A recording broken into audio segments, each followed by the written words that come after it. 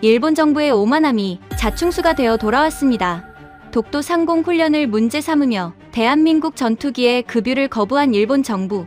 한국 따위 없이도 일본은 이미 완벽하다며 오만한 발언을 일삼았죠. 하지만 단 열흘 뒤 일본 총리의 대만 개입 발언에 중국이 들고 일어섰고, 중국의 즉각적인 보복에 일본은 수십조 엔의 손실을 보게 됐습니다.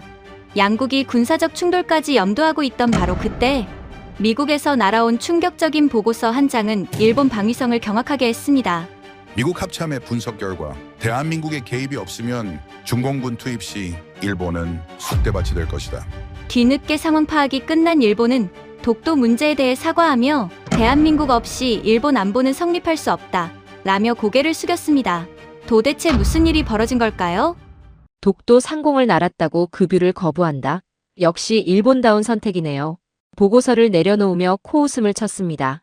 2025년 11월 1일 하와이 인도태평양 사령부 상황실이었죠.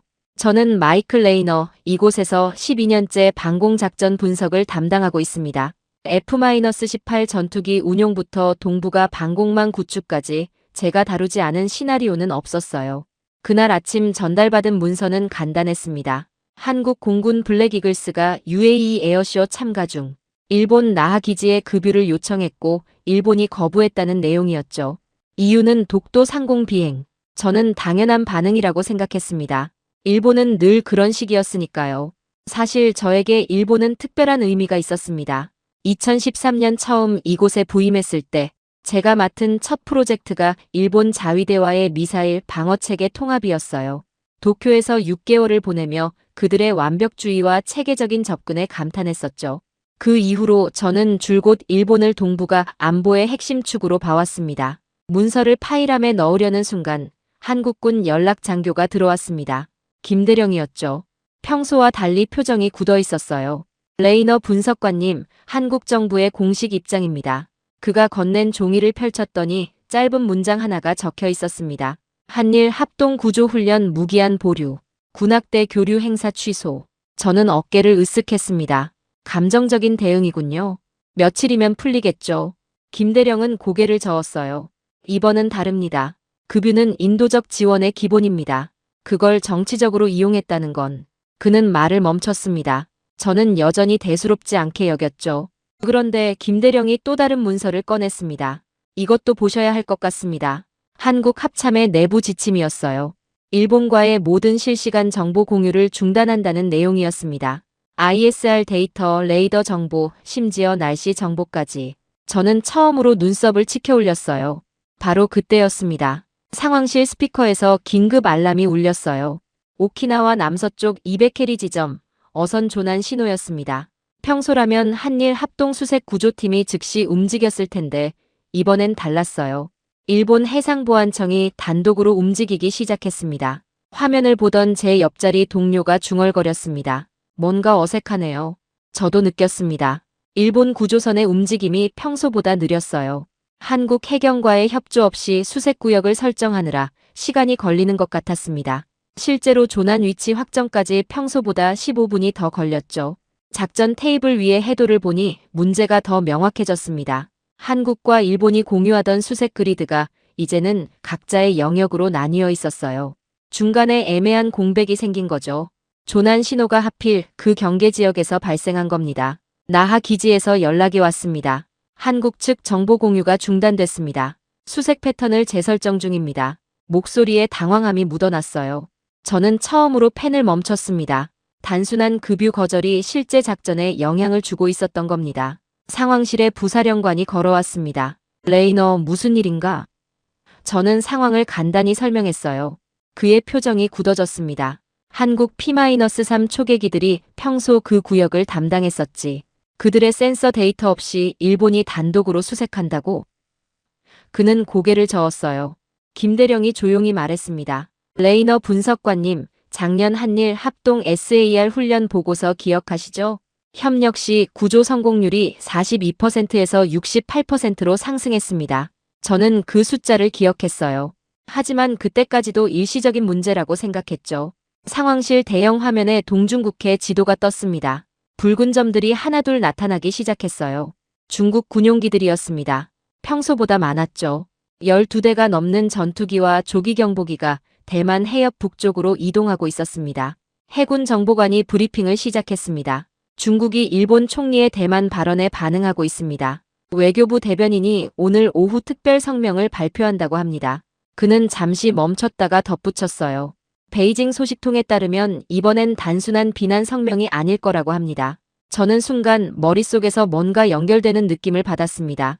일본의 급유 거절, 한국의 협력 중단, 그리고 중국의 움직임. 이 세 가지가 우연의 일치일까요? 특히 지금 타이밍이 절묘했어요. 한일 협력이 약해진 바로 그 순간에 중국이 움직이기 시작한 겁니다. 합참에서 긴급 전문이 도착했습니다. 한국 ISR 자산 운용 중단으로 동중국해, 감시 공백 우려라는 제목이었어요. 저는 문서를 열었습니다. 그래프와 수치들이 빼곡했죠. 한국 조기경보 자산이 커버하던 구역, 일본 레이더망의 사각지대, 그리고 그 사이에 생긴 틈. 문서를 읽으며 깨달았습니다. 우리가 그동안 당연하게 여겼던 한국의 역할이 얼마나 컸는지를. 한국 공군의 E-737 조기경보기가 매일 8시간씩 비행하며 메워주던 공백 KC-330 공중급유기가 연장해주던 일본 전투기들의 작전 시간. 이 모든 것이 중단된 거였어요. 내부 회의가 소집됐습니다. 태평양 사령관 직속 참모들이 모였죠. 사령관이 물었습니다. 레이너, 당신 판단은? 저는 잠시 망설였습니다. 12년 경력 중 처음으로 확신이 서지 않았어요. 일본 중심의 방어선은 여전히 유효합니다만 제 목소리가 작아졌습니다. CIA 일본 담당관이 끼어들었습니다. 레이너, 일본 외무성이 중국의 성명 발표를 앞두고 비상대책회의를 열었습니다. 내부 소식통에 따르면 상당히 긴장하고 있다고 합니다. 그는 태블릿을 들어 보였어요. 일본 언론들이 속보를 쏟아내고 있었습니다. 저는 다시 조난 구조 현황을 확인했습니다. 일본 구조선이 여전히 현장을 찾지 못하고 있었어요. 이미 30분이 지났습니다. 한국 해경의 헬기 지원이 없으니 수색 범위가 제한적이었죠. 시간이 흐를수록 생존 가능성은 떨어지고 있었습니다. 구조작전실과 직통전화가 울렸습니다. 일본 해상보안청이었어요. 시계가 나빠지고 있습니다. 한국 측 기상 데이터를 받을 수 있을까요? 하지만 대답은 부정적이었습니다. 정보 공유가 중단된 상태였으니까요. 일본은 자체 데이터만으로 판단해야 했습니다. 김대령이 새로운 보고서를 가져왔습니다. 방금 한국 합참에서 보낸 자료입니다. 2024년 한일 합동작전 실적이에요. 저는 페이지를 넘겼습니다. 숫자들이 말해주고 있었죠. 정보 공유로 단축된 대응 시간, 협력으로 늘어난 커버리지, 공조로 높아진 성공률. 상황실에 침묵이 흘렀습니다. 모두가 같은 생각을 하고 있었어요. 우리가 놓치고 있던 것이 무엇인지 서서히 깨닫기 시작한 거죠. 일본이 동북아의 중심이라고 믿었던 우리의 확신에 처음으로 균열이 생기는 순간이었습니다. 중국 군용기들의 이동 패턴이 화면에 계속 업데이트되고 있었습니다. 평소와 확연히 달랐어요. 더 대담했고 더 가까이 접근했죠. 일본 항공자위대의 스크램블 횟수가 증가했다는 보고가 이어졌습니다. 하지만 한국 공군의 보완적 대응이 없으니 일본 혼자 버거워 보였습니다. 저는 펜을 들었다가 다시 내려놓았습니다. 보고서에 뭐라고 써야 할지 망설여졌어요. 상황 주시 필요라는 관료적 표현으로 끝낼 수도 있었지만 그건 제 양심이 허락하지 않았습니다. 대신 이렇게 썼죠. 한국의 협력 중단이 만든 공백을 재평가해야 합니다. 사령관이 제 보고서를 읽고 고개를 끄덕였습니다. 레이너, 내일 아침 확대 회의를 소집하겠네. 모든 시나리오를 다시 검토하게. 그는 잠시 멈췄다가 덧붙였어요. 특히 한국 없는 시나리오 말이야. 밖은 어두워지고 있었습니다. 하와이의 노을이 사령부 건물을 붉게 물들였죠. 저는 창밖을 보며 생각했습니다. 블랙이글스의 급유 거절이 시작이었다면 우리는 지금 무엇의 한가운데 서 있는 걸까요? 김대령이 짐을 챙기며 말했습니다. 레이너 분석관님, 한국 속담 하나 알려드릴까요? 가랑비에 옷 젖는 줄 모른다라는 말이 있습니다. 저는 고개를 갸웃했어요. 그가 설명했죠. 작은 일들이 쌓여서 큰 변화를 만든다는 뜻입니다. 급유 거절도 가랑비였을지 모릅니다. 상황실을 나서며 마지막으로 화면을 봤습니다. 조난 구조는 여전히 진행 중이었고 중국 군용기들은 계속 이동하고 있었어요. 그리고 한국의 ISR 자산들은 침묵을 지키고 있었죠. 세 가지 상황이 동시에 진행되는 걸 보니 이게 정말 우연일까 하는 생각이 들었습니다. 내일 회의에서 무슨 이야기가 오갈지 예상이 됐습니다. 하지만 한 가지 확실한 건 오늘 제가 느낀 이 불안감이 단순한 기우가 아니라는 것이었어요. 12년간 쌓아온 확신이 흔들리는 건 쉬운 일이 아니었으니까요. 특히 일본의 완벽함을 믿어 의심치 않았던 제가 말이죠. 다음 날 아침 회의는 예상보다 일찍 시작됐습니다. 오전 6시 태평양 사령부 최고 위급 브리핑룸이었죠. 저는 커피를 들고 자리에 앉으며 참석자들을 둘러봤습니다. 합참 국장, CIA 동아시아 팀장, 해군 정보부장, 공군 작전처장. 평소보다 한 단계 높은 레벨의 인사들이었어요. 사령관이 단도직입적으로 물었습니다. 레이너, 일본 중심의 방어 구조는 여전히 견고한가? 저는 준비해온 자료를 펼쳤습니다. 물론입니다. 일본은 여전히 아시아 최강의 해상 전력을 보유하고 있고 그들의 이지스 구축함 8척은 중국 해군의 접근을 효과적으로 차단할 수 있습니다. 제 목소리는 확신에 차 있었어요. 하지만 합참국장이 끼어들었습니다. 어제 조난 구조 작전은 어떻게 설명하실 겁니까? 저는 잠시 말을 멈췄습니다. 일시적인 조정 과정입니다. 며칠이면 새로운 프로토콜이 만들어질 겁니다. 하지만 제 대답이 끝나기도 전에 새로운 보고가 들어왔어요. 해군 정보부장이 태블릿을 들어 보였습니다. 3시간 전 동중국해에서 이상 움직임이 포착됐습니다. 화면에는 중국과 북한, 그리고 러시아 군용기들의 항적이 표시되어 있었어요. 평소와는 완전히 다른 패턴이었죠. 3국이 동시에 움직이고 있었습니다. 얼마나 증가한 겁니까? 사령관이 물었습니다. 18%입니다. 정보부장이 답했어요. 특히 중국 H-6 폭격기 4대가 러시아 Tu-95와 편대 비행을 하고 있습니다. 북한 미그기들도 동해상에서 활동을 늘렸고요. 이런 3국 공조는 흔한 일이 아니었습니다. CIA 동아시아 팀장이 파일을 열었습니다. 베이징 소식통에 따르면 중국 외교부가 오늘 오후 일본에 대한 특별 성명을 발표할 예정입니다. 일본 총리의 대만 개입 발언에 대한 대응이죠. 그는 잠시 멈췄다가 덧붙였어요. 이번엔 단순한 비난이 아닐 겁니다. 구체적인 조치가 따를 거라고 합니다. 저는 여전히 낙관적이었습니다. 일본이 충분히 대응할 수 있습니다. 그들의 외교력은. 하지만 문장을 끝내지 못했어요. CIA 팀장이 고개를 저었거든요. 일본 외무성은 어제부터 침묵하고 있습니다. 중국의 압박에 대한 공식 반응이 없어요. 이상했습니다. 일본은 항상 신속하고 단호하게 대응했는데 말이죠. 저는 김대령을 봤습니다. 그가 조용히 말했어요. 한국 외교부는 이미 중국과 채널을 가동 중입니다. 하지만 일본과는 공유하지 않고 있죠. 순간 회의실에 긴장감이 흘렀습니다. 합참국장이 새로운 문서를 꺼냈습니다. 제목이 충격적이었어요. 한국 ISR 공백이 만드는 즉각적 위험 분석. 그는 첫 페이지를 읽기 시작했습니다. 한국의 조기경보 자산이 담당하던 동중국해 서부구역은 현재 감시 공백 상태입니다. 일본 레이더의 탐지 거리로는 충분하지 않습니다. 저는 반박하려 했습니다. 일본의 2767 조기경보기가. 하지만 국장이 손을 들어 제지했어요. 레이너, 일본은 2767을 4대만 보유하고 있습니다. 정비와 순환을 고려하면 실제 운용 가능한 건 2대예요. 한국의 2737 4대가 빠진 공백을 메울 수 없습니다.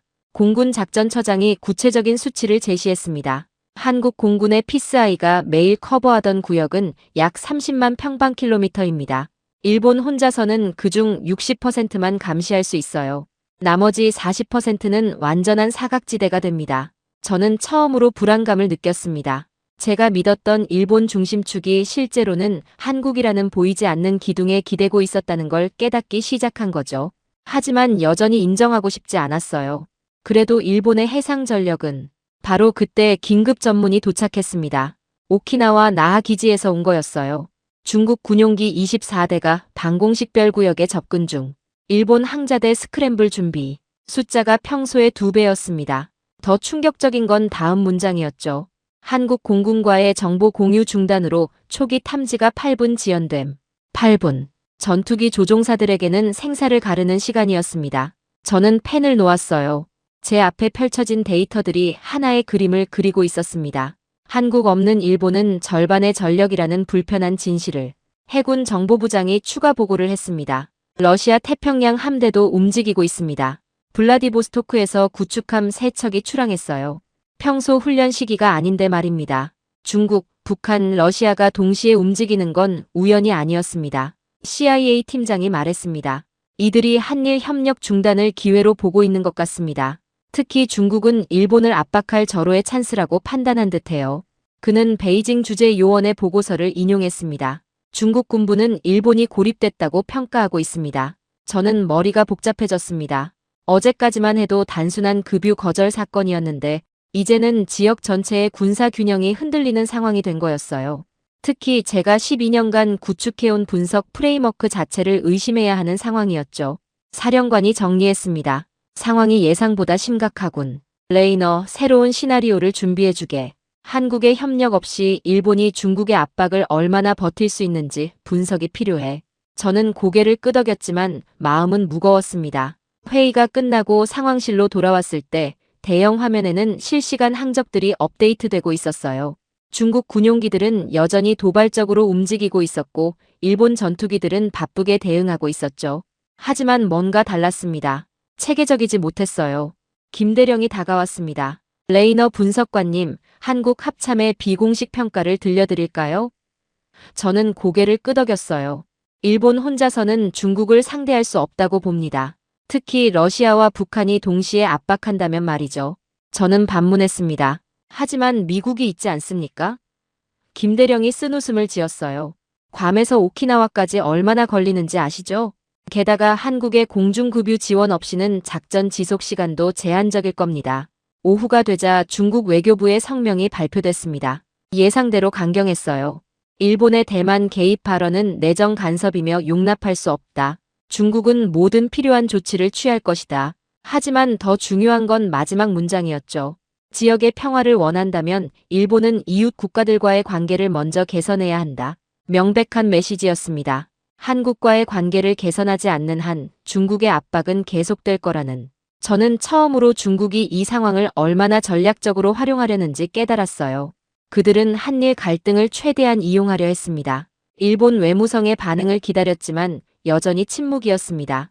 도쿄 특파원이 보낸 메시지에 따르면 일본 정부 내부에서도 의견이 분분하다고 했어요. 강경 대응을 주장하는 쪽과 한국과의 관계 개선을 우선시해야 한다는 쪽이 대립하고 있었죠. 저녁 무렵 새로운 데이터가 도착했습니다. 일본 항공자위대의 스크램블 횟수가 하루 만에 32회를 기록했어요. 평소의 3배였습니다. 더 문제는 연료 소모였죠. 한국의 공중급유 지원 없이 일본 전투기들은 작전 시간을 단축할 수밖에 없었습니다. 저는 보고서를 작성하기 시작했습니다. 제목을 쓰다가 멈췄어요. 일본 중심 방어 체계의 재검토라고 쓸까 했지만 그건 제 12년 신념을 부정하는 것 같았습니다. 대신 이렇게 썼죠. 변화하는 동북아 안보 환경과 동맹 협력의 중요성. 하지만 내용은 더 직설적이었습니다. 한국의 ISR 자산과 공중급유 능력 없이 일본의 방공체계는 심각한 공백을 노출한다. 특히 중국, 러시아, 북한의 동시 압박 상황에서는 더욱 그렇다. 쓰면서도 믿기지 않았어요. 제가 이런 결론을 내리고 있다니. 김대령이 퇴근하며 말했습니다. 레이너 분석관님, 우리가 얼마나 서로에게 의존하고 있는지 이제야 아시는 것 같네요. 저는 대답하지 못했습니다. 그의 말이 맞았으니까요. 창밖을 보니 또다시 해가 지고 있었습니다. 하지만 어제와는 다른 노을이었어요. 불안과 의구심이 섞인 그런 색깔이었죠. 상황실 화면에는 여전히 붉은 점들이 움직이고 있었습니다. 중국과 러시아의 군용기들이었죠. 그리고 그 사이를 외롭게 비행하는 일본 전투기들. 내일은 더 많은 데이터가 들어올 겁니다. 그리고 저는 더 불편한 진실과 마주해야 할 거예요. 일본이 혼자가 아니었다는 것. 그리고 한국이 단순한 조연이 아니라 또 다른 주연이었다는 사실을 말이죠. 새벽 4시 반, 또다시 긴급 알람이 울렸습니다. 이번엔 동중국해 남쪽 대만과 오키나와 중간 지점이었어요. 화물선 한 척이 조난 신호를 보내고 있었죠. 저는 침대에서 벌떡 일어나 상황실로 달려갔습니다. 어제와 비슷한 상황이 반복되는 게 우연은 아닌 것 같았어요.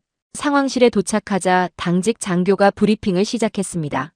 파나마 국적 화물선입니다. 승조원 23명, 엔진 화재로 표류 중이라고 합니다. 화면에는 조난 위치가 깜빡이고 있었어요. 하필이면 또 한일 구조협력구역의 경계선이었습니다. 나하 기지 지휘관과 화상통화가 연결됐습니다. 레이너 분석관, 우리가 단독으로 나가야 합니다. 한국 해경은 협력 중단을 이유로 출동하지 않겠다고 통보해왔어요. 그의 얼굴에는 피로가 역력했습니다. 어제 조난 사건 이후 제대로 쉬지 못한 것 같았죠. 저는 물었습니다. 예상 도착 시간은? 그가 머뭇거리며 답했어요. 최소 2시간 반입니다. 평소라면 한국 측 제주기지에서 헬기가 뜨면 1시간이면 충분한데 그의 말에서 좌절감이 묻어났습니다. 김대령이 한국 해경의 내부 보고서를 보여줬습니다. 이 패턴이 계속 반복되고 있습니다. 경계 지역에서만 유독 조난 사고가 자주 발생하고 있어요. 우연이라기엔 너무 잦습니다. 저는 보고서를 자세히 읽었죠. 최근 일주일 동안 비슷한 사건이 4번이나 있었습니다. 일본 구조대가 출발했다는 보고가 들어왔습니다. 헬기 2대와 고속정 한 척이었죠. 하지만 뭔가 어설펐어요. 평소 한국과 공유하던 기상 데이터가 없으니 최적 경로를 찾는데 시간이 걸렸습니다. 실제로 출발까지 15분이 더 걸렸어요. 화면을 지켜보며 불안감이 커졌습니다. 조난선의 위치가 해류 때문에 계속 바뀌고 있었는데 일본 구조대는 이를 실시간으로 추적하지 못하고 있었어요. 한국의 P-3 초계기가 평소에 제공하던 상공 감시 데이터가 없었기 때문이죠. 30분이 지나자 문제가 명확해졌습니다. 일본 구조 헬기가 잘못된 좌표로 향하고 있었어요. 조난선은 이미 5km나 떨어진 곳으로 표류했는데 말이죠.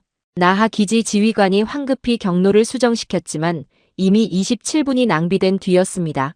합참에서 긴급 분석 요청이 왔습니다. 이런 지연이 계속될 경우에 영향을 평가해달라는 거였어요. 저는 데이터를 뽑기 시작했습니다. 한국과의 협력이 중단된 후 평균 구조 시간이 어떻게 변했는지 계산했죠. 결과는 충격적이었습니다. 예측 오차가 18% 증가했습니다. 숫자로는 작아 보이지만 실제로는 엄청난 차이였어요. 바다에서 18%의 오차는 수십 킬로미터의 차이를 만들고 그건 곧 생명과 직결되는 문제였으니까요. 저는 처음으로 이게 단순한 작전 조정 문제가 아니라는 걸 인정할 수밖에 없었습니다. CIA 일본 담당관이 새로운 정보를 가져왔습니다. 도쿄 소식통에 따르면 일본 해상보안청이 비상회의를 열었답니다. 현재의 단독구조 체계로는 국제 기준을 충족시킬 수 없다는 판단이 나왔다고 해요. 일본도 문제의 심각성을 깨닫기 시작한 거였죠.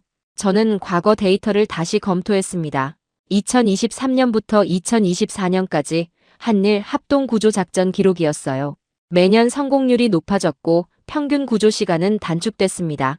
두 나라가 하나의 팀처럼 움직였던 거죠. 그런데 지금은 완전히 따로 놀고 있었습니다. 나하 기지에서 또 연락이 왔습니다. 구조 헬기가 현장에 도착했습니다. 하지만 파도가 높아서 구조 작업이 어렵다고 합니다. 평소라면 한국 해경의 대형 구조선이 파도막이 역할을 했을 텐데 지금은 일본의 소형 고속정만 있었죠. 상황실 대형 화면에 새로운 데이터가 떴습니다. 구조 작업 진행률이었어요. 30분이 지났는데도 승조원 23명 중 5명만 구조됐습니다. 평소의 절반 속도였죠. 저는 답답함을 느꼈어요. 눈앞에서 비효율이 발생하는 걸 보고만 있어야 했으니까요. 김대령이 한국 합참의 분석을 전해줬습니다. 이 패턴이 반복되면 국제해운업계가 반응할 겁니다. 동중국해를 통과하는 선박들의 보험료가 오를 수도 있어요. 경제적 파장까지 고려해야 하는 상황이 된 거였죠. 해군 정보부에서 추가 보고가 왔습니다. 중국이 이 상황을 예의주시하고 있습니다. 그들의 구조선 2척이 근처에서 대기 중이에요. 일본이 실패하면 즉시 개입할 준비를 하고 있는 것 같습니다. 중국이 인도주의적 개입을 명분으로 영향력을 확대하려는 의도가 명백했죠. 저는 계산기를 두드렸습니다. 현재 속도라면 전원 구조까지 최소 4시간이 걸릴 것 같았어요. 한국과 협력했다면 2시간이면 충분했을 작업이었죠. 이 차이가 만드는 결과는 단순히 시간만의 문제가 아니었습니다. 오전 8시 드디어 구조 작업이 완료됐다는 보고가 들어왔습니다.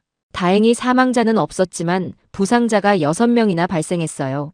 구조가 지연되면서 상태가 악화된 거였죠. 일본 언론들이 이 사실을 보도하기 시작했습니다. NHK 뉴스를 보니 앵커가 심각한 표정으로 말하고 있었어요. 한국과의 구조 협력 중단 이후 조난 대응에 어려움이 계속되고 있습니다. 일본 국민들도 상황의 심각성을 알게 된 거였죠. 댓글에는 정부 비판이 쏟아지고 있었습니다. 합참 국장이 저를 불렀습니다. 레이너, 이대로는 안 된다. 태평양 지역 전체의 해상 안전이 위협받고 있어. 새로운 대안을 찾아야 해. 하지만 대안이 뭐가 있겠습니까? 한일 협력을 복원하는 것 외에는 방법이 없었죠. 저는 보고서를 작성했습니다. 현재 일본 단독 구조 체계의 한계라는 제목이었어요. 내용은 더욱 직설적이었습니다. 한국과의 협력 없이 일본은 기존 구조 성공률의 60% 수준만 유지할 수 있다. 이는 국제해사기구의 권고 기준에 미달한다. 쓰면서도 놀라웠습니다. 제가 일본의 한계를 이렇게 명확하게 지적하고 있다니. 하지만 데이터가 말해주는 사실을 부정할 수는 없었어요. 숫자는 거짓말을 하지 않으니까요. 오후가 되자 일본 방위상이 기자회견을 열었습니다. 현재 상황을 심각하게 받아들이고 있다는 원론적인 발언뿐이었어요. 한국과의 관계 개선에 대한 언급은 없었죠. 여전히 자존심을 굽히지 못하는 것 같았습니다. 김대령이 말했습니다. 일본이 먼저 움직이지 않으면 한국도 움직이지 않을 겁니다. 이건 단순한 급유 문제가 아니라 상호 존중의 문제거든요. 그의 말이 맞았어요. 기술적 문제 뒤에는 항상 감정과 자존심이 있었으니까요. 저녁 무렵 새로운 위험구역 지도가 완성됐습니다. 한국과의 협력이 중단된 후 고위험구역이 35%나 확대됐어요. 특히 한일 경계 수역이 가장 위험한 지역이 됐죠. 이 지도를 보며 저는 확신했습니다. 이 상황은 더 악화될 거라고. 상황실을 나서며 마지막으로 화면을 봤습니다. 오늘 구조된 화물선이 일본 항구로 들어가고 있었어요. 무사히 구조됐지만 과정은 너무나 비효율적이었죠. 이런 일이 계속 반복된다면 언젠가는 정말 큰 사고가 날지도 모른다는 불안감이 들었습니다. 밤하늘을 올려다봤습니다. 별들이 선명하게 빛나고 있었어요. 하지만 그 아래 바다에서는 보이지 않는 균열이 계속 벌어지고 있었죠.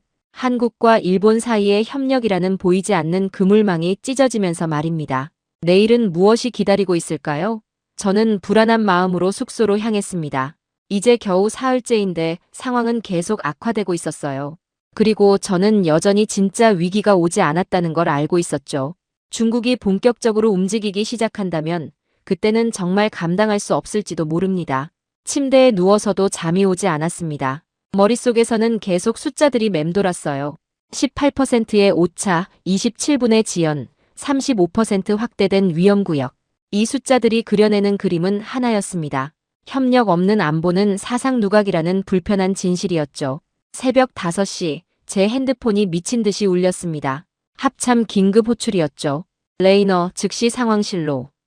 전화기 너머로 들리는 긴박함에 잠이 확 달아났습니다.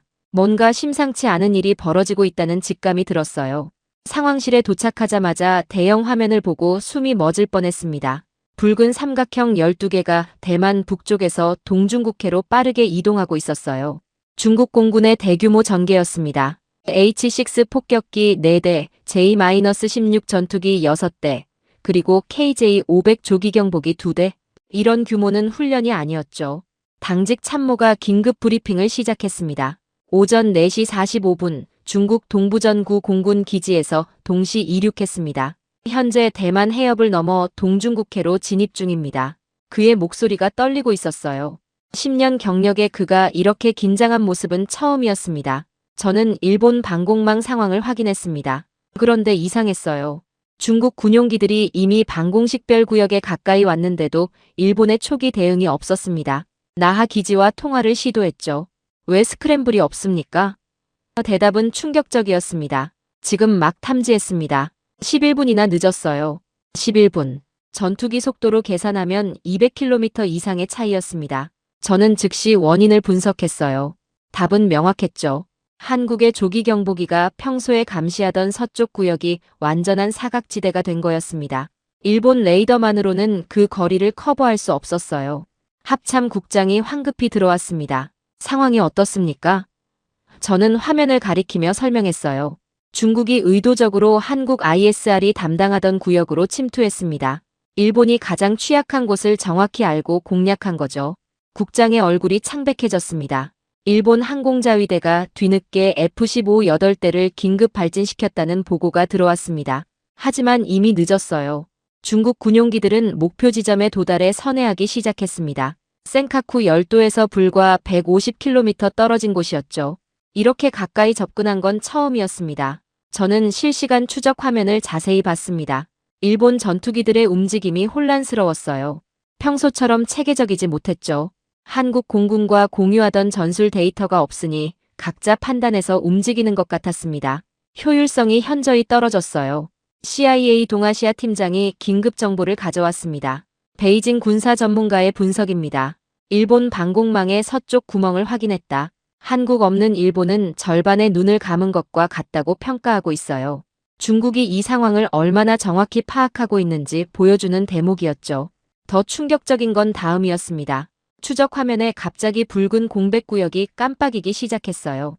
시스템이 자동으로 경고를 보낸 거였죠. 탐지 불가 구역 약 8만 평방킬로미터. 서울시 면적의 130배가 넘는 공간이 완전한 사각지대가 된 거였습니다. 해군 정보 장교가 추가 분석을 제시했습니다. 현재 일본의 레이더 탐지율이 평소 대비 74%로 떨어졌습니다. 특히 적어도 침투 항공기에 대한 식별률은 절반 수준이에요. 숫자가 말해주는 현실이 너무나 명확했죠. 일본 혼자서는 하늘을 제대로 지킬 수 없었습니다. 저는 처음으로 진짜 공포를 느꼈습니다. 이건 단순한 작전 차질이 아니었어요. 전략적 취약점이 완전히 노출된 거였죠. 만약 중국이 진짜로 공격한다면 11분의 탐지 지연은 치명적일 수 있었습니다. 그 시간이면 미사일이 목표에 도달하고도 남으니까요. 일본 방위성에서 긴급 화상회의 요청이 왔습니다. 스크린에 나타난 일본 항공망료장의 얼굴은 긴장으로 굳어 있었어요. 레이너 씨, 우리가 놓친 게 무엇입니까? 저는 솔직하게 답했습니다. 한국의 조기경보 능력이 일본 방공의 핵심이었다는 사실입니다. 그는 잠시 침묵했다가 물었습니다. 미국의 지원으로 메울 수 있습니까? 저는 고개를 저었어요. 괌에서 조기경보기를 띄워도 작전 반경이 제한적입니다. 게다가 한국의 KC-330 급유 지원 없이는 채공 시간도 짧아요. 그의 표정이 더욱 어두워졌습니다. 바로 그때 또 다른 경보가 울렸습니다. 북한에서도 미그 29 4대가 이륙했다는 거였어요. 동시에 러시아 공군도 Tu-95 폭격기 2대를 일본에 상공으로 보냈습니다. 삼면에서 동시에 압박이 들어온 거죠. 이런 조직적인 움직임은 우연이 아니었습니다. 저는 급히 시뮬레이션을 돌렸습니다. 현재 일본이 보유한 전력으로 삼면 동시 대응이 가능한지 계산했죠. 결과는 암담했어요. 최대 2방면까지만 대응 가능했습니다. 세 번째 방향은 완전히 무방비가 되는 거였어요. 합참 국장이 물었습니다. 최악의 시나리오는? 저는 심호흡을 하고 답했습니다. 만약 중국이 본격적으로 항공 전력을 투입한다면 일본 단독으로는 초기 방어선이 30분 안에 붕괴됩니다. 한국의 지원 없이는 말이죠. 일본 항공 담당관이 보고했습니다. 나하 기지의 F-15가 연료 부족으로 귀환하기 시작했습니다. 교대 전력이 부족해요. 평소라면 한국 공군의 F-15K나 F-35가 공백을 메워줬을 텐데 지금은 일본 혼자 모든 걸 감당해야 했죠. 저는 노트북에 메모를 시작했습니다. 그런데 쓰다가 멈췄어요. 제가 쓰고 있는 내용이 믿기지 않았거든요. 한국 ISR 자산은 일본 방어의 절반이다. 한국 없는 일본은 맹인과 같다. 12년간 일본 중심으로 생각해온 제가 이런 결론을 내리고 있다니. 오후 2시 중국 군용기들이 철수하기 시작했습니다. 5시간 동안의 시위 비행이었죠. 하지만 메시지는 명확했어요. 우리는 일본의 약점을 알고 있다. 언제든 공략할 수 있다. 일본 정부는 이 메시지를 분명히 받았을 겁니다. NHK 긴급 뉴스가 시작됐습니다. 중국 군용기의 대규모 접근에 대해 자위대가 뒤늦게 대응했다는 비판이 제기되고 있습니다. 일본 국민들도 뭔가 잘못됐다는 걸 느끼기 시작한 거였죠. 전문가들은 방공망에 구멍이 생겼다고 직설적으로 표현했습니다. 김대령이 조용히 다가왔습니다. 레이너 분석관님, 이제 아시겠죠? 한국이 단순한 지원 세력이 아니라는 걸. 저는 고개를 끄덕였습니다. 더 이상 부정할 수 없었어요. 한국은 일본 방어의 핵심 파트너였고 그들 없이 일본은 반쪽짜리 방패에 불과했습니다. 저녁 무렵 새로운 위협평가 보고서를 작성했습니다. 제목은 한국 ISR 부재가 만드는 전략적 공백이었어요. 내용의 첫 문장은 이랬습니다. 일본 방공망의 서쪽 구멍은 한국만이 메울 수 있다. 쓰면서도 손이 떨렸어요. 제 신념 체계가 완전히 무너지는 순간이었으니까요. 합참 국장이 보고서를 읽고 말했습니다. 레이너, 당신이 옳았어. 일본은 혼자가 아니었던 거야. 우리가 그걸 몰랐을 뿐이지. 그의 말이 맞았습니다. 우리는 너무 오랫동안 일본의 힘만 보고 한국의 역할을 과소평가했던 거였어요. 밤 10시, 일본 방위상이 긴급 기자회견을 열었습니다. 오늘 발생한 사태를 심각하게 받아들이고 있습니다. 방공 체계의 개선이 필요합니다. 하지만 여전히 한국과의 협력 재개에 대한 언급은 없었어요. 자존심이 현실을 인정하는 걸 막고 있는 것 같았습니다. 상황실을 나서기 전 마지막으로 화면을 봤습니다. 동중국해는 다시 조용해졌어요. 하지만 그건 폭풍 전의 고요함 같았죠. 중국은 오늘 확인했을 겁니다. 한국 없는 일본이 얼마나 취약한지를. 그리고 그들은 분명 이 약점을 다시 공략할 거예요. 숙소로 돌아가는 길에 하늘을 올려다봤습니다. 구름 사이로 별들이 희미하게 보였어요.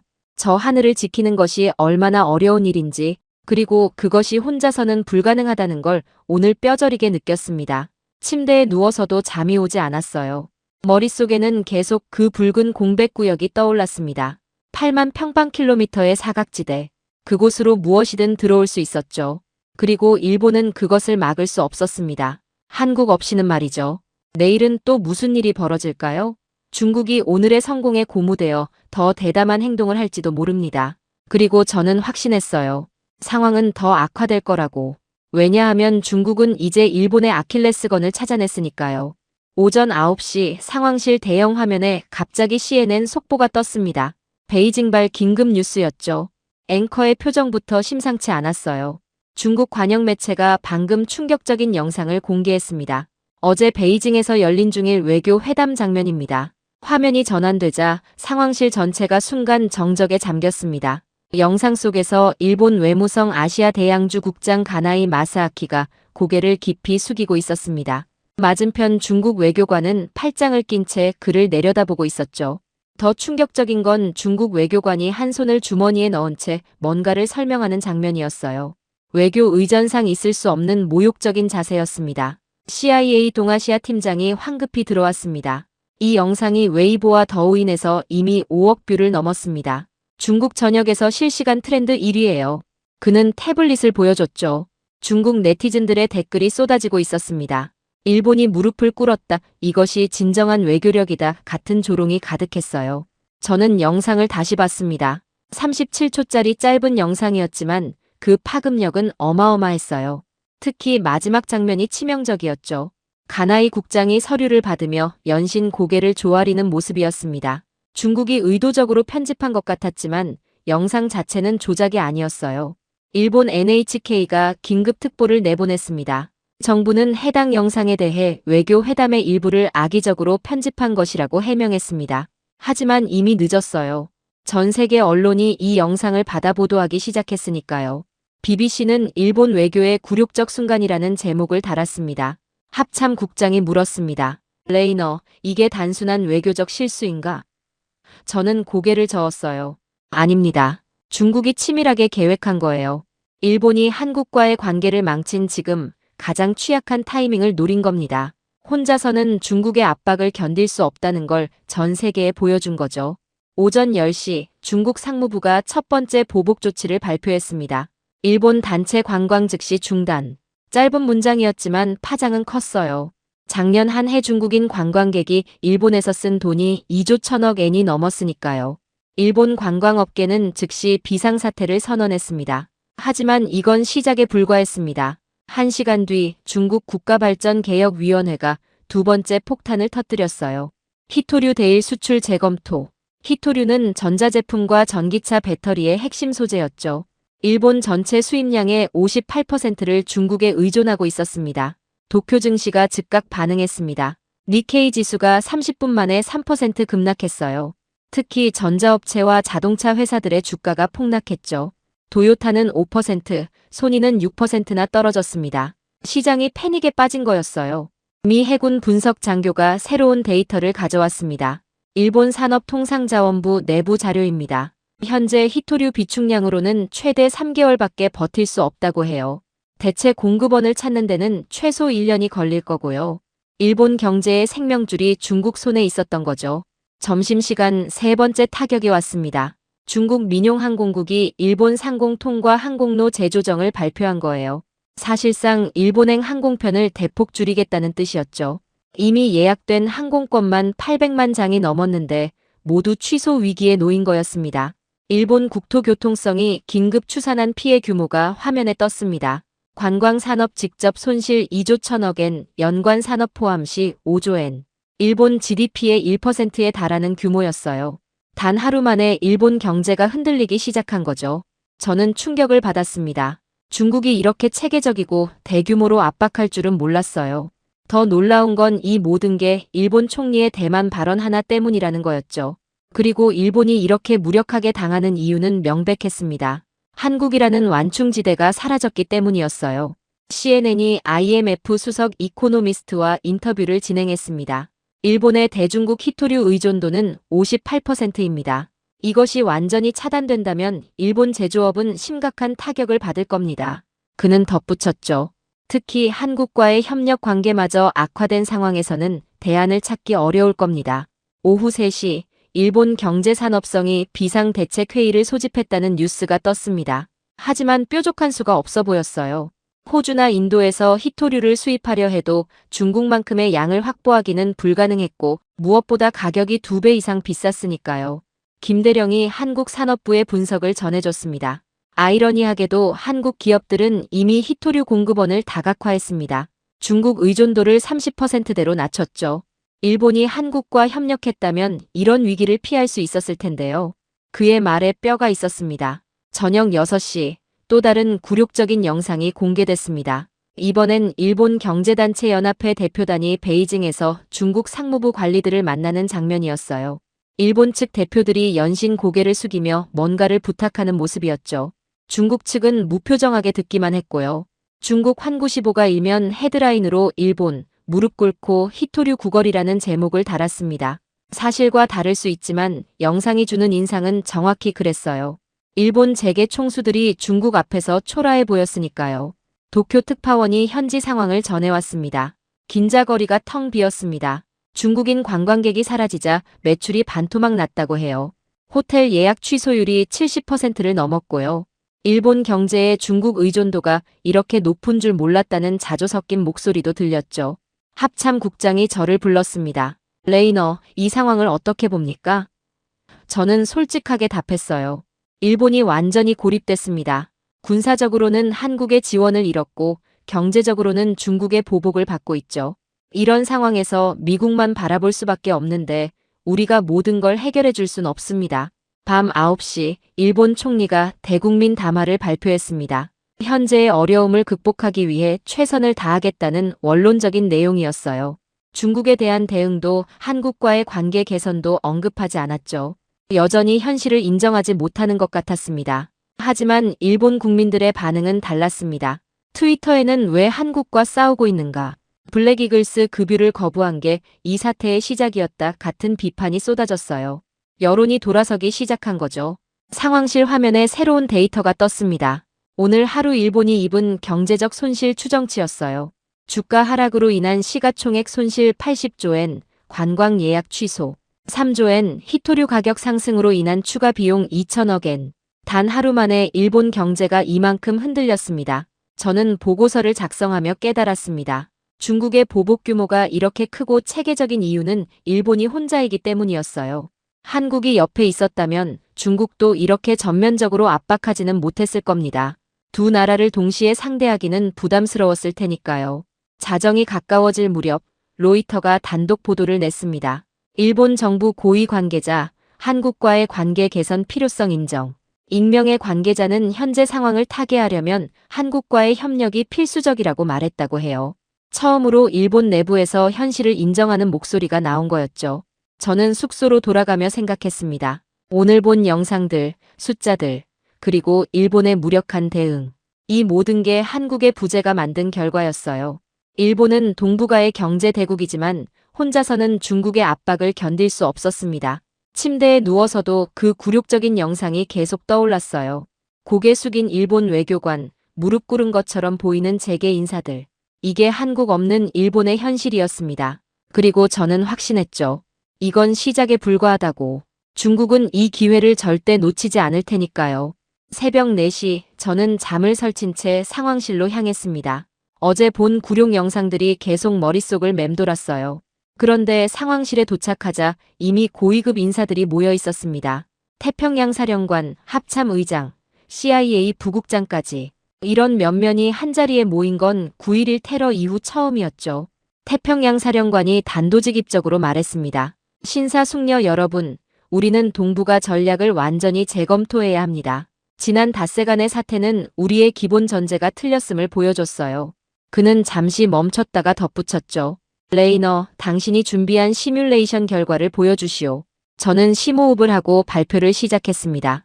지난 48시간 동안 합참, CIA, 태평양 사령부 합동팀이 새로운 시뮬레이션을 돌렸습니다. 한국의 군사적 지원 없이 일본이 중국의 전면적 압박에 대응할 수 있는가를 분석한 거죠. 화면에 첫 번째 그래프가 떴습니다. 한국 ISR 자산 부재 시 일본의 초기 대응 실패 확률이 37% 증가합니다. 숫자가 화면에 크게 표시됐어요. 그래프의 붉은 선이 급격히 상승하는 모습이 충격적이었죠. 이는 단순한 통계가 아닙니다. 실제 전투 상황에서 37%의 실패 확률 증가는 전선 붕괴를 의미합니다. CIA 부국장이 질문했습니다. 그 37%의 구체적 의미는? 저는 다음 슬라이드로 넘겼어요. 중국 공군이 일본 방공망을 뚫고 들어올 수 있는 시간이 14분 단축됩니다. 현재 일본의 대응 시간이 평균 23분인데 이게 9분으로 줄어든다는 건 사실상 무력화를 의미합니다. 화면에 시뮬레이션 영상이 재생됐습니다. 붉은 점들로 표시된 중국 전투기들이 일본 영공으로 침투하는 모습이었어요. 한국에 조기경보가 있을 때와 없을 때의 차이가 명확했죠. 한국이 있으면 300km 밖에서 탐지되던 것이 없으면 150km까지 접근해야 겨우 포착됐습니다. 합참 의장이 우려를 표했습니다. 그럼 괌에서의 지원은? 저는 세 번째 데이터를 보여줬어요. 괌에서 일본까지 증원 시간이 11시간 걸립니다. 하지만 한국의 공중급유 지원 없이는 작전 가능 시간이 절반으로 줄어요. 실질적 전력 투입이 30% 감소한다는 뜻입니다. 더 충격적인 데이터가 이어졌습니다. 일본 해상자위대의 대잠 작전 능력도 문제입니다. 한국 해군의 P-3와 P-8이 담당하던 동해 남부와 대한해협 감시가 공백이 되면서 중국 잠수함의 침투 가능성이 56% 증가했습니다. 제가 이 숫자를 말하자 회의실에 무거운 침묵이 흘렀어요. 태평양 사령관이 물었습니다. 레이너, 당신의 결론은? 저는 잠시 망설였습니다. 12년간 쌓아온 신념을 완전히 뒤집는 순간이었으니까요. 하지만 데이터는 거짓말하지 않았죠. 한국은 선택이 아니라 일본 방패의 절반입니다. 아니, 어쩌면 그 이상일지도 모릅니다. 순간 회의실이 술렁였습니다. 제가 일본 중심주의자였다는 걸 모두 알고 있었으니까요. 하지만 저는 계속했어요. 우리는 그동안 일본의 하드웨어만 봤습니다. 이지스함 8척, F-35 140대, 잠수함 22척. 하지만 이 모든 전력은 한국이라는 센서와 연결될 때만 제대로 작동합니다. CIA 분석센터 국장이 추가 자료를 제시했습니다. 레이너의 분석이 맞습니다. 중국도 이 사실을 정확히 알고 있어요. 베이징의 군사 싱크탱크가 어제 발표한 보고서를 보세요. 화면에 중국어 문서가 떴고 영어 번역이 함께 표시됐죠. 한일 분리는 미국 태평양 전략의 최대 약점이라는 제목이었습니다. 보고서 내용은 더욱 직설적이었습니다. 한국 없는 일본은 장님이고 일본 없는 한국은 주먹 없는 권투선수다. 이 둘을 분리시키는 것이 중국의 최우선 전략 목표가 되어야 한다. 중국이 얼마나 정확하게 상황을 파악하고 있는지 보여주는 대목이었어요. 합참 전략실 과장이 새로운 시뮬레이션을 시작했습니다. 이번엔 대만 해협 위기 시나리오입니다. 화면에 복잡한 전술 상황이 펼쳐졌어요. 한국의 지원이 있을 때 일본은 중국 해군의 70%를 동중국해에 묶어둘 수 있습니다. 하지만 한국 없이는 40%가 한계예요. 그는 구체적인 예를 들었습니다. 한국 공군의 F-15K 60대와 KF-21, 120대가 빠지면 일본 혼자서는 제공권을 유지할 수 없습니다. 특히 한국의 장거리 미사일 전력이 없으면 중국 본토 기지를 견제할 수단이 사라지죠. 저는 처음으로 내부 회의에서 큰 목소리로 말했습니다. 여러분, 우리가 놓친 게 있습니다. 한국은 단순한 지원 세력이 아니라 독자적인 전략 자산이었어요. 그들의 지정학적 위치, ISR 능력, 미사일 전력, 그리고 무엇보다 중국과의 외교 채널. 이 모든 게 일본을 보호하는 방패였습니다. 태평양 사령관이 고개를 끄덕였습니다. 그래서 중국이 지금 이렇게 대담하게 나오는 거군. 한국이라는 방패가 사라진 일본은 쉬운 먹잇감이니까. 그의 표정이 어두워졌어요. 문제는 일본 정부가 아직도 이 현실을 인정하지 않는다는 거지. 바로 그때 긴급 전문이 도착했습니다. 주일미군 사령부에서 온 거였어요. 요코스카 기지 인근 주민들의 반미 시위가 확대되고 있다. 일본 정부가 미국에 대한 과도한 의존을 비판하는 여론이 늘고 있다. 아이러니했죠. 한국을 잃은 일본이 미국에 더 의존하게 됐는데 그것조차 부담스러워하고 있었으니까요. 저는 새로운 전략 문서 초안을 화면에 띄웠습니다. 제목이 바뀌어 있었어요.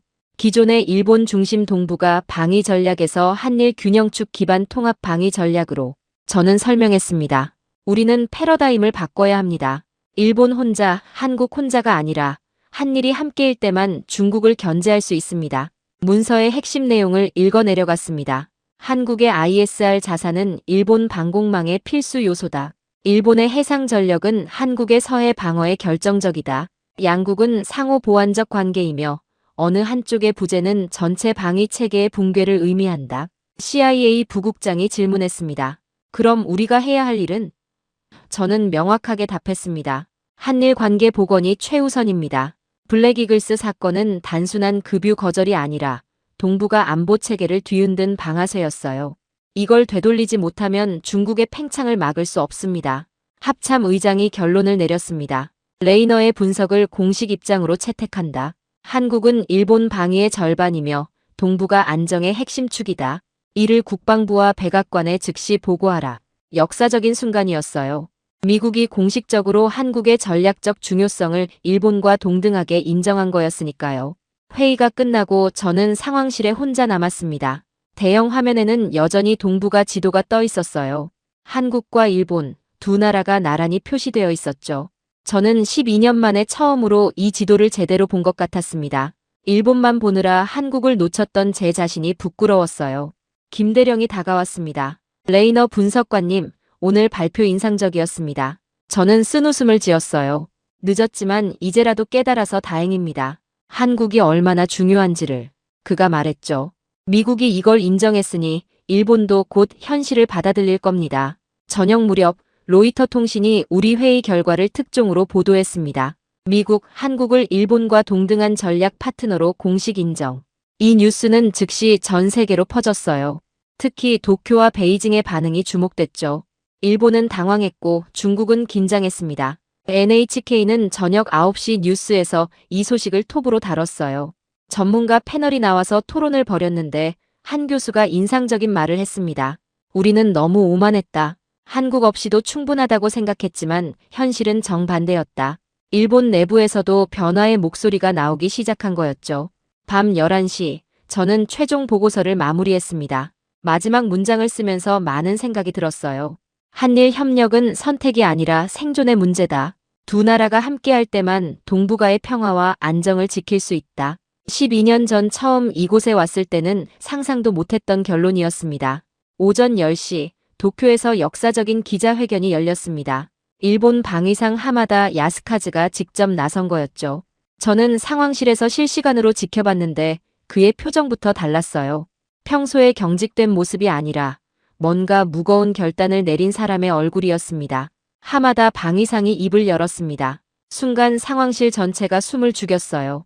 지난 일주일간 우리는 뼈아픈 교훈을 얻었습니다. 그는 잠시 멈췄다가 마치 무거운 돌을 들어올리듯 천천히 말을 이었죠. 한국과의 협력 없이는 일본 안보는 성립할 수 없습니다. 이 한 문장이 나오자 기자회견장이 술렁였습니다. 일본 방위수장이 공식적으로 한국의 필요성을 인정한 건 전후 처음이었으니까요. 카메라 플래시가 터지는 소리가 상황실 스피커를 통해서도 들렸어요. 저는 펜을 놓고 화면에 집중했습니다. 역사가 쓰이는 순간이었으니까요. 방위상은 구체적인 숫자를 제시하기 시작했습니다. 한일 안보 협력이 중단된 이후 우리의 조기 경보 능력은 68% 수준으로 떨어졌습니다. 동중국해 감시 공백은 22% 증가했고 긴급 대응 시간은 평균 9분이 늘어났습니다. 그가 이런 민감한 수치를 공개한다는 것 자체가 충격이었어요. 기자단 맨 앞줄에 앉은 아사히 신문 기자가 질문했습니다. 그럼 블랙이글스 급유 거절이 실수였다는 건가요? 방위상의 대답은 더욱 놀라웠습니다. 군사적 관점에서 볼 때 인도적 지원을 정치적 이유로 거부한 것은 적절하지 않았습니다. 사실상의 사과였죠. 현장에 있던 NHK 기자가 리포트를 시작했습니다.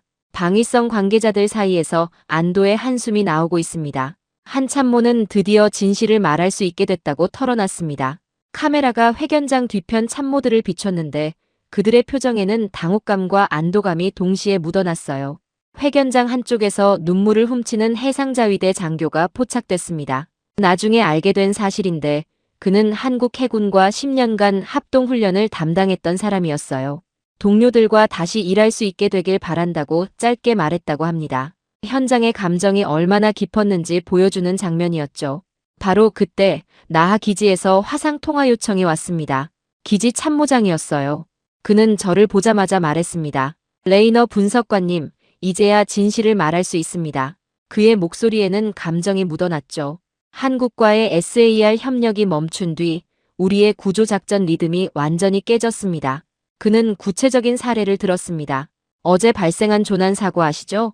평소라면 제주 해경과 협력해서 1시간 만에 끝났을 작업이 4시간이나 걸렸습니다. 한국의 헬기 지원이 없으니 수색 범위가 절반으로 줄었고 그들의 센서 데이터가 없으니 위치 추정도 부정확했어요. 참모장은 더 충격적인 이야기를 이어갔습니다. 사실 우리 구조대원 중 한 명이 어제 저에게 이직 의사를 밝혔습니다. 한국 동료들과 함께 일했던 시절이 그립다. 지금은 반쪽짜리 일을 하는 기분이라고 하더군요.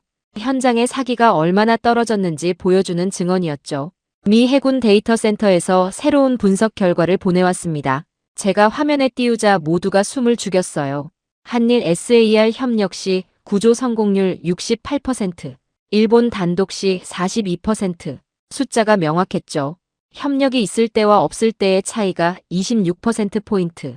이는 곧 생명과 직결되는 수치였습니다. 더 세부적인 데이터도 있었습니다. 평균 구조시간 협력 시 87분, 단독 시 142분. 야간 작전 성공률 협력 시 53%, 단독 시 29%. 모든 지표에서 한일 협력의 효과가 압도적이었어요. 이런 수치를 보고도 협력을 거부할 수는 없었겠죠. 나하 참모장이 계속했습니다. 더 중요한 건 심리적 영향입니다. 우리 구조대원들이 한국 동료들이 있었다면이라는 말을 하루에도 수십 번씩 합니다. 그들과 함께 훈련하고 작전했던 시간이 얼마나 소중했는지 이제야 깨닫고 있어요. CNN이 긴급 속보를 내보냈습니다. 일본 방위상, 한국과의 군사협력 복원 시급성 인정. 앵커가 전문가와 연결했는데 그의 분석이 날카로웠어요. 이는 단순한 정책 변화가 아닙니다. 일본이 전후 처음으로 안보 자립의 한계를 공식 인정한 역사적 순간입니다. 워싱턴 포스트 도쿄 특파원이 현장 분위기를 전했습니다. 기자회견장에 있던 일본 기자들도 놀라워했습니다. 한 베테랑 기자는 30년 취재 경력 중 이렇게 솔직한 방위상은 처음이라고 말했어요. 일본 정부가 얼마나 절박했는지 알 수 있는 대목이었죠. 오후 2시 한국 국방부 대변인이 기자회견을 열었습니다. 일본 방위상의 발언을 주목하고 있다는 신중한 입장을 밝혔지만 분위기는 달랐어요. 기자단의 질문도 언제 협력을 재개할 것인가로 바뀌었죠. 대치에서 대화로 흐름이 바뀌는 순간이었습니다. 주한미군 사령부에서 연락이 왔습니다. 평택 기지 한국군 연락 장교들이 일본과의 협력 재개를 강력히 건의하고 있습니다. 현장의 목소리가 하나로 모이고 있어요. 정치적 결정과 달리 현장의 군인들은 협력의 필요성을 누구보다 잘 알고 있었던 거죠. 저는 지난 일주일간 축적된 데이터를 다시 정리했습니다. 화면에 그래프를 띄웠어요. 경보 지연 시간 9분 증가, 탐지 공백구역 22% 확대, SAR 성공률 26%포인트 하락. 이 세 가지 핵심 지표가 모두 같은 방향을 가리키고 있었습니다. 한국 없이는 안 된다는 합참 국장이 들어왔습니다. 방금 펜타곤에서 연락이 왔네. 국방부 장관이 일본 방위상의 발언을 현실적이고 용기 있는 결단이라고 평가했다고. 미국도 공식적으로 일본의 입장 변화를 지지한 거였죠. 이제 공은 한국으로 넘어갔습니다. 오후 4시 일본 해상보안청 장관이 추가 발표를 했습니다. 한국 해경과의 합동구조훈련을 조속히 재개하고 싶다. 실무 레벨에서도 움직임이 시작된 거예요. 그는 덧붙였죠. 지난 일주일간 우리가 얼마나 많은 것을 한국과 공유하고 있었는지 깨달았다. 해상보안청 현장 대원들의 반응이 뜨거웠습니다. 요코하마 해상보안부의 한 구조대원은 SNS에 이렇게 썼어요. 드디어 부산 해경 친구들과 다시 일할 수 있게 되길. 이 글에 일본 전국의 해상보안관들이 좋아요를 눌렀고 한국 해경들도 화답했습니다. 김대령이 한국 합참의 내부 평가를 전해줬습니다. 일본의 태도 변화를 긍정적으로 보고 있습니다. 특히 방위상이 구체적 수치까지 공개한 것은 진정성이 있다고 평가해요. 한국도 화답할 준비가 되어 있다는 신호였죠. 저녁 6시 도쿄에서 놀라운 장면이 펼쳐졌습니다. 시민들이 자발적으로 한국 대사관 앞에 모여 한일 협력 재개를 요구하는 집회를 연 거예요. 참가자는 1000명 남짓이었지만 그 상징성은 컸습니다. 한 참가자는 인터뷰에서 우리의 안전을 위해 한국과 협력해야 한다고 말했어요. 집회 현장에는 예상치 못한 참가자들도 있었습니다. 해상자위대 퇴역 군인들이었죠. 한 퇴역 제독은 현역 시절 한국 해군과 함께했던 훈련이 얼마나 중요했는지 이제야 국민들이 알게 됐다고 말했습니다. 그의 말에 주변 시민들이 박수를 보냈어요. 일본 야후 뉴스 댓글란이 흥미로웠습니다. 자존심보다 안전이 중요하다. 한국 없이는 중국을 상대할 수 없다. 블랙이글스에게 사과해야 한다. 여론이 완전히 돌아선 거였죠. 일주일 전과는 정반대의 분위기였습니다. 가장 많은 추천을 받은 댓글은 한국은 경쟁자가 아니라 파트너다였어요. 밤 9시 중국 외교부가 긴급 논평을 발표했습니다. 일본이 이웃 국가와의 관계 개선을 모색하는 것을 주시하고 있다. 표면적으로는 중립적이었지만 행간에는 불안감이 묻어났어요. 한일이 다시 손잡는 것을 중국이 얼마나 우려하는지 보여주는 대목이었죠. 러시아 타스 통신도 보도를 냈습니다. 일본 방위상 발언은 미국 압력의 결과라고 폄하했지만 그들도 긴장하고 있다는 증거였어요. 한일 협력이 복원되면 중러의 전략적 우위가 사라지니까요. 특히 러시아는 동해에서의 활동 반경이 크게 줄어들 걸 우려하고 있었죠. 저는 오늘 하루 동안의 변화를 정리했습니다. 아침에 방위상 발언, 나하 참모의 증언, 구체적인 데이터, 그리고 시민들의 목소리. 모든 것이 하나로 수렴되고 있었어요. 한일 협력은 선택이 아니라 필수라는 인식이 일본 사회 전체에 확산되고 있었죠. 합참 의장이 저를 불렀습니다. 레이너, 자네 분석이 맞았어. 일본이 드디어 현실을 인정했네. 저는 대답했어요. 데이터가 말해준 겁니다. 저는 그저 정리했을 뿐이에요. 하지만 속으로는 안도감이 들었죠. 제 분석이 틀리지 않았다는 게 증명됐으니까요. 자정 무렵 한국 외교부가 짧은 성명을 발표했습니다. 일본 방위상의 발언을 환영한다. 구체적 협력 방안을 논의할 준비가 되어 있다. 간결했지만 의미는 컸어요. 한국도 손을 내민 거였죠. 양국 외교 당국자들이 비공식 접촉을 시작했다는 후문도 들렸습니다. 저는 보고서 마지막 페이지를 작성했습니다. 오늘 일본 방위상의 발언은 단순한 정책 변화가 아니다. 이는 동북아 안보 구조의 근본적 재편을 알리는 신호다. 한국과 일본이 대등한 파트너로서 협력할 때 진정한 지역 안정이 가능하다는 인식이 확산되고 있다. 쓰면서 생각했습니다. 일주일 전 블랙이글스 급유 거절을 가볍게 여겼던 제 자신이 얼마나 어리석었는지. 그 작은 사건이 이렇게 큰 변화를 만들 줄 누가 알았겠어요. 하지만 때로는 작은 균열이 거대한 진실을 드러내는 법이죠. 상황실을 나서며 마지막으로 화면을 봤습니다. 한일 양국의 데이터가 나란히 표시되어 있었어요. 구조 성공률, 탐지 능력, 대응 시간. 모든 지표가 협력의 필요성을 증명하고 있었죠. 숫자는 거짓말하지 않습니다. 그리고 오늘 일본도 그 진실을 받아들인 거였어요. 일주일이 지난 아침, 저는 최종 보고서를 작성하기 위해 일찍 사무실에 도착했습니다. 책상 위에는 지난 7일간 축적된 자료들이 산더미처럼 쌓여 있었어요. 급유 거절 보고서, 조난 구조 실패 기록, 중국의 도발 데이터, 그리고 일본의 구룡 영상 분석까지. 이 모든 게 단 일주일 사이에 벌어진 일이라는 게 믿기지 않았습니다. 첫 페이지에 제목을 적었습니다. 한국 동북아 전체의 안정축. 12년 전 처음 이곳에 부임했을 때는 상상도 못했던 제목이었죠.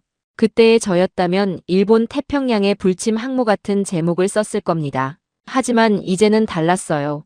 진실을 마주한 후에는 더 이상 과거의 편견을 고수할 수 없었으니까요. 보고서를 쓰기 시작했습니다. 2025년 11월 1일 한국 공군 블랙이글스의 급유 요청이 거부되었다. 당시 우리는 이를 단순한 외교적 마찰로 치부했다. 하지만 이 작은 균열이 동북아 안보 체계 전체를 뒤흔들 거라고는 예상하지 못했다. 쓰면서 그날의 기억이 생생하게 떠올랐어요. 독도 상공을 날았다고 급유를 거부한다. 역시 일본다운 선택이네요. 제가 비웃으며 했던 말이었죠.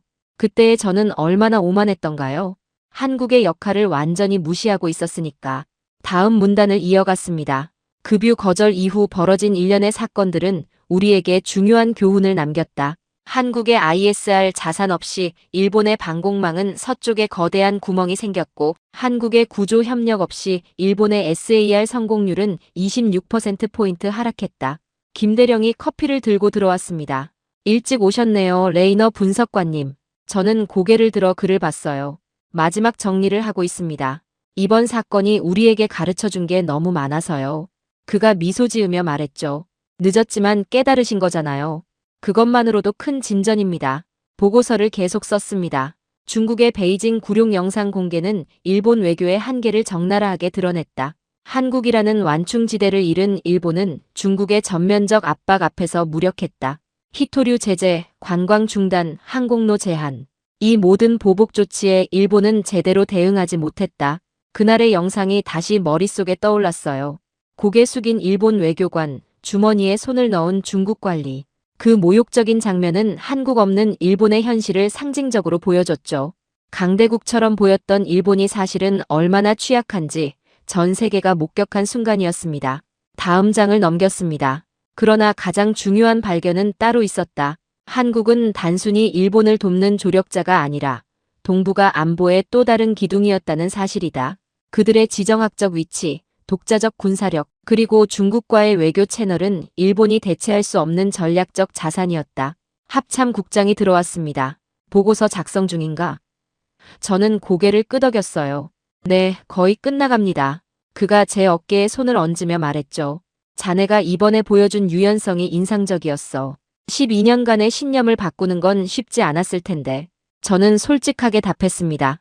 데이터가 너무 명확했습니다. 더 이상 부정할 수 없었어요. 한국 없이는 일본도 우리의 전략도 성립하지 않는다는 걸 인정할 수밖에 없었죠. 보고서의 결론 부분을 작성하기 시작했습니다. 향후 미국의 동북아 전략은 한일 균형축을 기반으로 재편되어야 한다. 일본 중심의 일방적 구조는 더 이상 유효하지 않다. 한국과 일본이 대등한 파트너로서 협력할 때만 중국의 팽창을 효과적으로 견제할 수 있다. 쓰다가 잠시 멈췄습니다. 이 문장이 얼마나 큰 변화를 의미하는지 알았으니까요.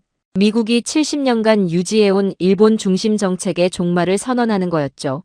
하지만 현실이 그랬습니다. 시대가 변했고 우리도 변해야 했어요. 마지막 문단을 썼습니다. 블랙이글스 급유 거절은 작은 사건이었다. 하지만 이 사건이 촉발한 연쇄 반응은 동북아 안보 구조의 본질을 드러냈다. 우리는 한국의 가치를 재발견했고 협력의 중요성을 뼈저리게 깨달았다. 이제 우리의 과제는 이 교훈을 정책으로 구현하는 것이다. 보고서를 닫으며 한국 합참 분석관에게 보낼 비공식 메시지를 작성했습니다. 수신자는 서울에 있는 박 대령이었어요. 우리는 몇 년 전 합동훈련에서 만난 적이 있었죠. 박 대령님, 마이클 레이너입니다. 지난 일주일간 많은 것을 배웠습니다. 당신들이 지켜온 것이 일본도 우리도 살렸다는 걸 이제야 깨달았어요. 늦었지만 인정합니다. 한국은 우리의 필수적인 파트너입니다. 앞으로는 더 나은 협력을 만들어가길 바랍니다. 메시지를 보내고 의자에 기대어 천장을 올려다봤습니다. 일주일. 단 7일 만에 제 세계관이 완전히 바뀌었어요. 그동안 얼마나 편협한 시각으로 세상을 봐왔는지 부끄러웠죠. 오후가 되자 박 대령에게서 답신이 왔습니다. 레이너 분석관님, 메시지 잘 받았습니다. 우리도 이번 기회에 많은 걸 느꼈어요. 서로가 서로에게 얼마나 중요한지를. 함께 만들어갈 미래가 기대됩니다. 저는 미소를 지었습니다. 한국인 특유의 겸손함이 묻어나는 답변이었어요. 그들은 자신들의 중요성이 인정받았다고 자만하지 않았죠. 오히려 상호 협력의 중요성을 다시 한번 강조했습니다. 저녁 무렵 태평양 사령관이 제 보고서를 읽고 찾아왔습니다. 훌륭한 분석이야, 레이너. 이 보고서는 워싱턴에 그대로 올라갈 거네. 그는 잠시 멈췄다가 덧붙였어요. 자네가 쓴 마지막 문장이 특히 인상적이더군. 당신들이 지켜온 것이 일본도 우리도 살렸다. 저는 창밖을 바라봤습니다. 하와이의 석양이 아름답게 지고 있었어요. 일주일 전에도 같은 노을을 봤지만 그때와는 완전히 다른 마음이었죠.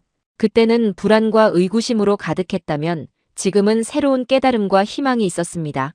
상황실로 돌아가니 대형 화면에는 평화로운 동중국해가 비치고 있었습니다. 중국 군용기들의 도발도 조난 신호도 없었어요. 한일 협력 재개 논의가 시작되자 긴장이 완화된 거였죠. 작은 변화였지만 시작이었습니다. 김대령이 퇴근 인사를 하러 왔습니다. 레이너 분석관님, 이번 일을 계기로 많은 게 바뀔 것 같네요. 저는 고개를 끄덕였어요. 네, 그래야죠. 우리가 얻은 교훈을 잊지 말아야 합니다. 그가 가방을 들며 말했습니다. 한국 속담 하나 더 알려드릴게요. 멀리 가려면 함께 가라. 이번에 정말 실감하셨죠? 저는 웃으며 답했어요. 완벽한 표현이네요. 앞으로는 함께 갈 겁니다. 밤이 깊어가는 상황실에서 저는 마지막으로 보고서를 다시 읽었습니다. 일주일간의 혼란과 깨달음, 그리고 변화가 담긴 문서였죠. 이 보고서가 미국 정책을 바꾸고 한일 관계를 복원하고 동북아의 새로운 균형을 만들어내길 바랐습니다. 컴퓨터를 끄며 생각했어요. 블랙이글스의 급유 거절이 준 가장 큰 선물은 진실을 마주하게 한 것이었다고. 때로는 위기가 와야 현실을 제대로 볼 수 있는 법이죠. 그리고 우리는 그 위기를 통해 한국이라는 숨은 기둥을 발견했습니다. 집으로 돌아가는 길, 하늘을 올려다보니 별들이 선명하게 빛나고 있었어요. 마치 한국과 일본, 그리고 미국이 함께 만들어갈 미래처럼 밝게 빛나고 있었죠. 앞으로도 도전은 계속될 겁니다. 하지만 이제 우리는 혼자가 아니라는 걸 알았으니까요. 대한민국이 잘하고 있다고 생각하신다면, 한국 최고, 대한민국이 아직 멀었다고 생각하신다면, 한국 힘내라. 여러분의 생각을 댓글로 남겨주세요. 지금까지 감동을 더하다였습니다.